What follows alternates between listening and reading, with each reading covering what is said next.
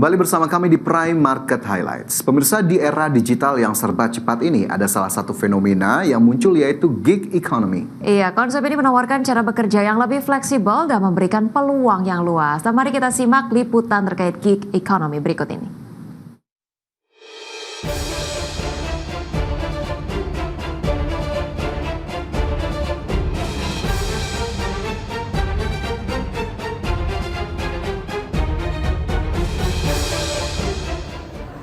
Di era digital yang serba cepat seperti saat ini, cara kita bekerja juga mengalami perubahan yang drastis. Salah satu fenomena yang muncul yaitu gig economy, yang merupakan konsep yang menawarkan kebebasan, fleksibilitas, dan juga peluang yang luas.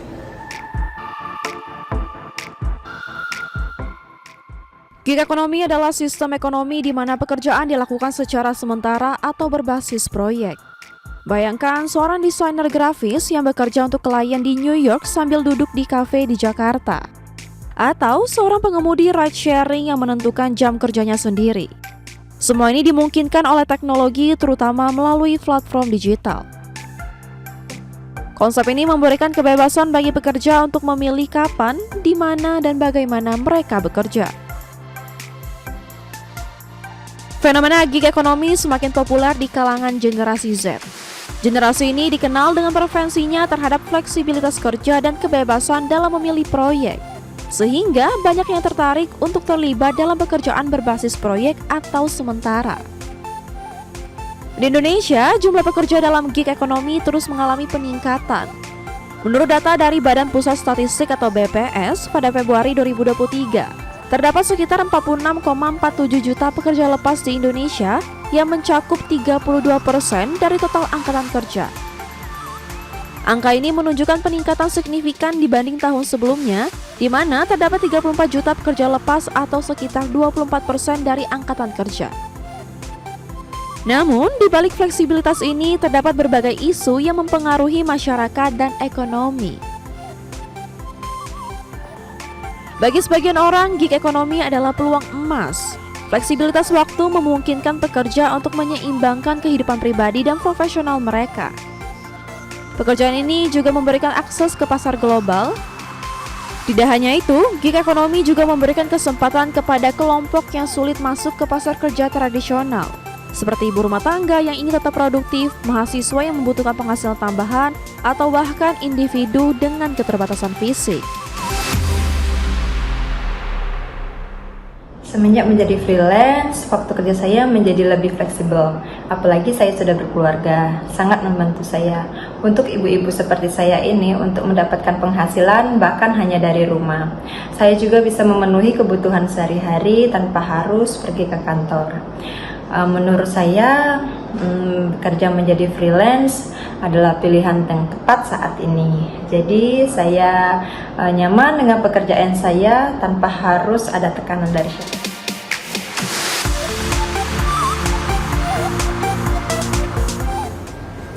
Namun, di balik kebebasan tersebut, gig economy memiliki sisi lain yang cukup menantang. Salah satu tantangan utamanya adalah ketidakstabilan penghasilan. Tanpa kontrak yang panjang, pekerja gig ekonomi tidak akan tahu kapan proyek selanjutnya akan datang. Di samping itu, pekerja gig seringkali tidak memiliki akses ke jaminan sosial. Tidak ada asuransi kesehatan, tunjangan pensiun, atau perlindungan kerja seperti yang dimiliki karyawan tetap. Persaingan di platform digital juga sangat ketat.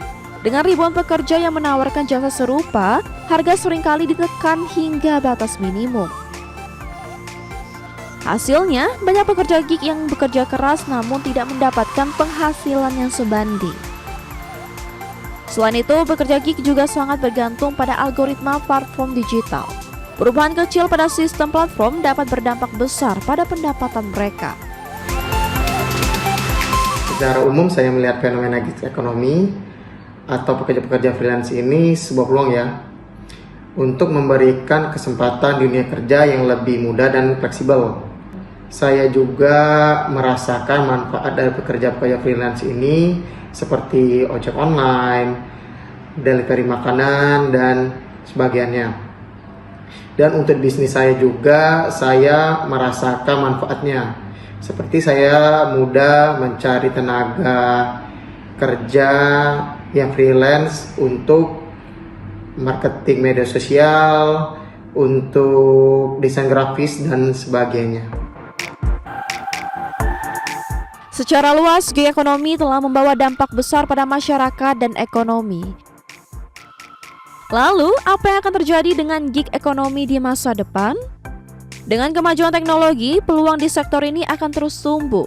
Pekerjaan baru yang berbasis AI dan otomatisasi diprediksi akan muncul, menciptakan lebih banyak kesempatan bagi pekerja lepas. Dan bagaimana kita sebagai masyarakat dapat memanfaatkan peluang ini? Berikut tips yang bisa diterapkan. Yang pertama adalah tingkatkan keterampilan digital. Ikuti pelatihan atau kursus online untuk memperdalam keahlian relevan dengan dunia kerja berbasis platform. Yang kedua, bangun portofolio yang kuat. Tunjukkan kemampuan Anda melalui platform seperti LinkedIn, Behance, atau situs pekerja lepas untuk menarik perhatian klien potensial. Yang ketiga, atur keuangan dengan bijak. Karena penghasilan pekerja gig bisa fluktuatif, penting untuk menyisihkan dana darurat dan merencanakan pengeluaran dengan hati-hati. Dan yang terakhir, memanfaatkan peluang edukasi dan perlindungan sosial. Pastikan Anda terdaftar di program jaminan sosial seperti BPJS untuk melindungi diri dan resiko keuangan. Dengan persiapan yang tepat, gig ekonomi dapat menjadi peluang besar, bukan hanya untuk bertahan, tapi juga untuk berkembang di era ekonomi digital. Meskipun keberlanjutan gig ekonomi membutuhkan pendekatan yang seimbang, regulasi yang adil, perlindungan sosial, dan edukasi digital adalah kunci untuk memastikan sistem ini menguntungkan semua pihak, baik pekerja, perusahaan, maupun pemerintah.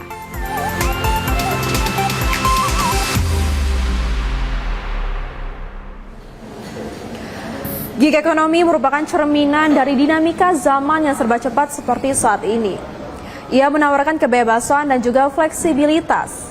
Namun, kita juga tetap harus beradaptasi dan juga mencari solusi atas tantangan yang ada. Saya Vina Munawar, sampai jumpa.